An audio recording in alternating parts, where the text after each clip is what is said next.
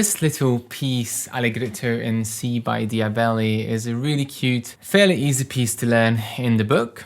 Now, as you can see, it says Allegretto, so fast-ish, but not too fast. And we are in 2/4 time, so 1, 2, 1, 2. And there's no key signature, so obviously it's in the key of C major, no sharps and no flats. Now, if we look at this little piece, it has 2 sections. One section is until the first repeat sign, and the second section is until the end. Now, the first section introduces the theme, and then the middle section is something different, but then the theme comes back in the end, but this time instead of blocked chords, we've got broken chords.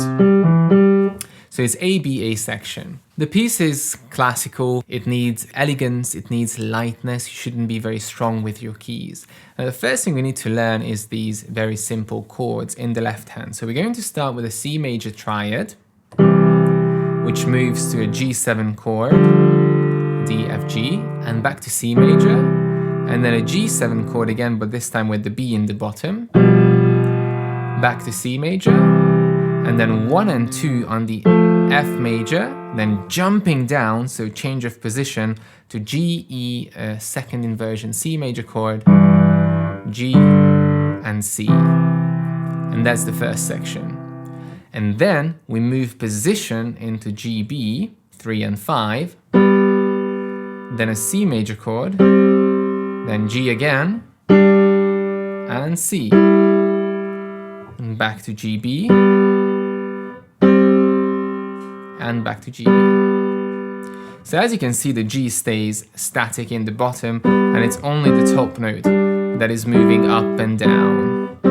So it's fairly easy to learn, but as you can see, we've got all of these chords, 2 and 3 notes, so it's crucially important to get all of the notes down at the same time with a relaxed wrist. So instead of,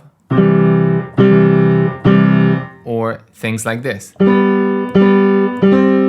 You have to make sure it goes down perfectly together. Now let me play this first A and B section, counting. 1, 2, 1, 2, 1, 2, 1, 2, 1, 2, 1, 2, 1, 2, 1, 2, 1, 2, 1, 2, 1, 2, 1, 2, 1, 2, 1, 2, 1, 2, 1, 2.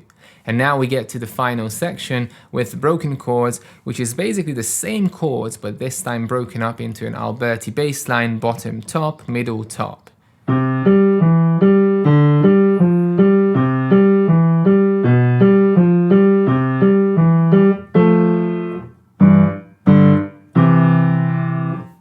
And that's the left hand.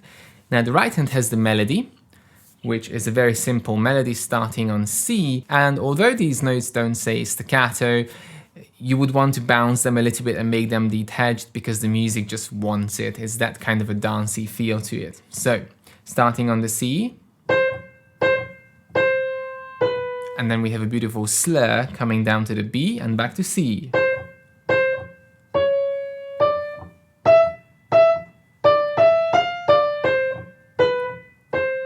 Now lots of finger changes here. It's really up to you what finger numbers you use. The one in the book is quite good, but it requires you to change position and finger quite a lot, but it also adds to the elegance of the piece. So curved fingers, relaxed hand, gentle playing.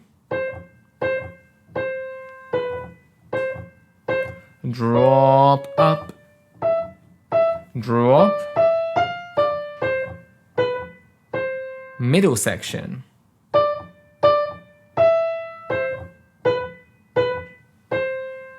Now you see these slurs that connect 2 notes, think of them as drop, slide, drop, slide. A nice wavy motion going on.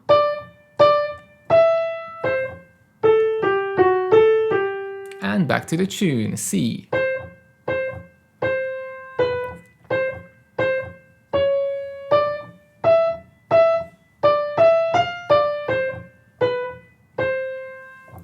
So in this right hand, the key thing, the notes are very simple, is to create a nice contrast between the detached and the slurred legato notes. Now when you put the two together, the rhythm is fairly easy. The biggest challenge is going to be to keep the chords nice and gentle and the melody a little bit louder. You can't drown the melody with the chords. So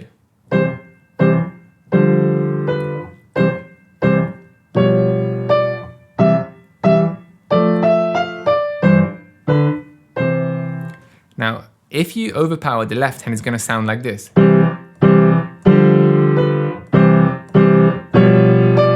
And then it just sounds awful because the melody gets lost. So keeping the left hand very gentle and quiet and light, and the right hand a little bit louder. And finally, when you manage to get all the rhythms, notes, and balance right, then look at the dynamics. We start quiet, the middle section is a little bit louder, and the final section is the loudest. So starting gentle. Then when you switch position, it's going to be a little bit louder.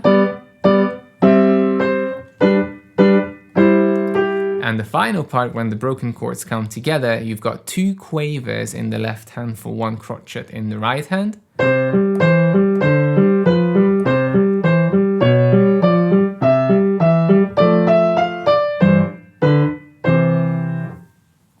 And that's all you need to know about Diabelli's Allegretto in C A1 in the ABRSM syllabus.